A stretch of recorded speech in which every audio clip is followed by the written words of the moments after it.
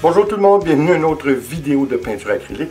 Cette fois, on retourne à la base, on retourne aux sources. C'est-à-dire qu'on va faire ce qu'on appelle, excusez-moi pour, à défaut de trouver le nom en français, un Dirty Fluid Pouring.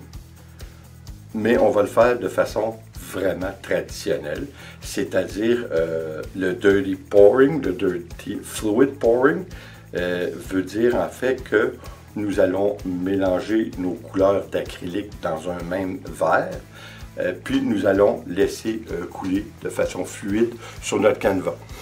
Ce que je tente de reproduire cette fois, c'est un fini marbré, donc je vais donner un emphase sur le blanc en mettant des petites quantités de couleurs différentes, mais pas trop accentuer les couleurs. Je veux vraiment que ça reste plus pâle, mais quand même qu'on ait un effet de marbre.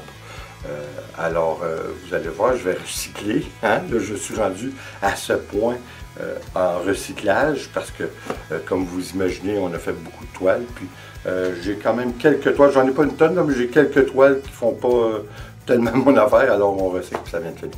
Alors, on va y aller, comme je vous dis, de façon traditionnelle, c'est-à-dire un petit peu à la façon de Siqueiros, seulement de l'eau mélangée à notre acrylique. Et puis, on va voir ce que ça donne. Allons-y, puis on s'en va pour le mot de la fin.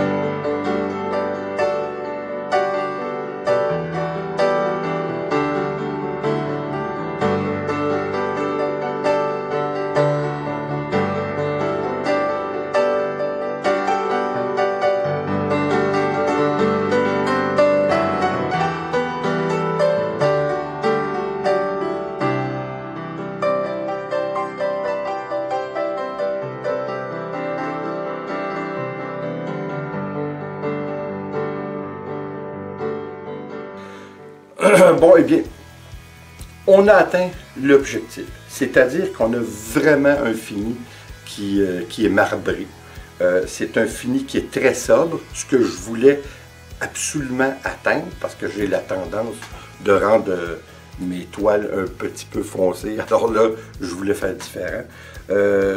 J'aime bien que le rouge est comme un petit peu disparu, malgré le fait que le bleu que j'ai mis... Écoutez, encore une fois, ce que j'avais oublié de vous dire au préalable, au début, c'est que, comme vous avez vu, j'ai pris le bleu et le blanc. C'était de la peinture au latex.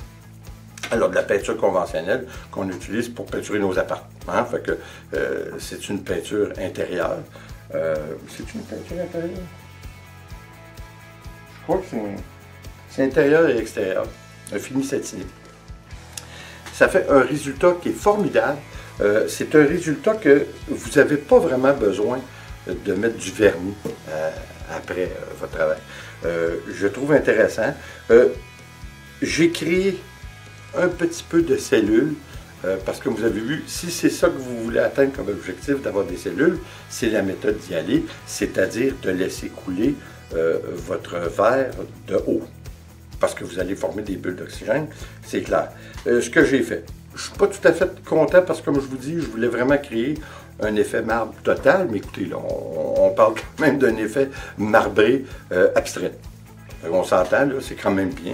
Comme j'ai dit, c'est très sobre comme toile, mais je la trouve très belle. Elle est très bien définie. Oui, par contre, si vous la regardez de loin, ça fait un petit peu pâle, puis il faut vous approcher vraiment près pour voir les détails. Sauf que là, on a vraiment atteint un fini qui est comme marbré plutôt que granit. Hein, parce que le granit, c'est toujours un petit peu plus foncé. C'est moins bien défini, je trouve, que le marbre en lui-même. Et puis là, vraiment, on a un bel effet. Alors, je crois que c'est une réussite. Comme vous avez vu, hein, on n'a pas besoin de se casser le pompon, là, on y va seulement avec de l'eau. On n'a pas vraiment besoin de produits, mais les produits sont toujours pratiques lorsque vous voulez atteindre des objectifs spécifiques comme fini. Hein, c'est toujours intéressant. Mais comme je vous dis, moi, j'ai une tendance à aller vers la simplicité. Et puis ça nous donne toujours, bon, en tout cas, on pourrait dire à 90%, ça nous donne des résultats qui sont quand même très intéressants et très jolis. Alors, je trouve que why fix it if it's not broken, comme ils disent. Hein? Alors, écoutez, j'espère que ça vous a plu. J'espère surtout, encore une fois, que vous allez l'essayer. Puis on a fait encore la preuve que vous n'avez pas besoin de vous casser le pompon avec 1001 produits. Vous pouvez atteindre un travail qui est très intéressant et qui se fait de façon quand même assez facilement. Vous pouvez le faire avec les enfants, puis c'est toujours agréable. Puis on a toujours un fini qui est surprenant, mais souvent plaisant. Hein? Fait que c'est ça qui est important. Alors écoutez, j'espère que ça vous a plu, encore une fois. Et venez nous voir, puis merci d'être là. Et comme toujours, s'il vous plaît, abonnez-vous, laissez un commentaire et partagez. C'est toujours apprécié. On se revoit dans la prochaine vidéo. Ciao, ciao.